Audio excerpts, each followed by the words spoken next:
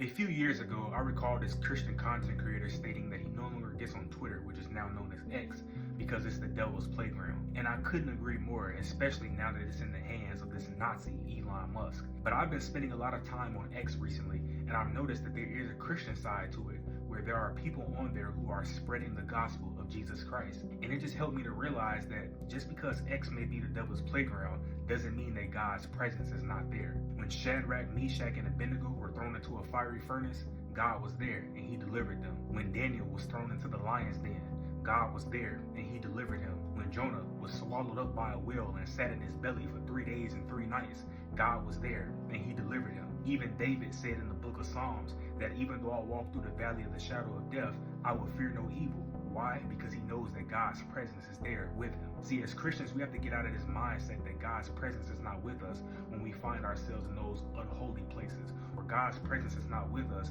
when we find ourselves in places where the devil seems to have the high ground. The Bible clearly states that God would never leave us nor forsake us. So if we're reading the Bible and we're looking at these various examples of God delivering his people from unconventional circumstances, then why would he do the same thing for you when you find yourself in a similar situation? The Bible requires practical application. If you do not apply the word of God to your life, then it has no power. So I just hope this encourages you in knowing that no matter what type of unconventional circumstances you may find yourself in, or what type of environment you may find yourself in, God's presence is there with you. But you have to have faith, you have to trust in the Lord, and you have to apply the word of God to your life.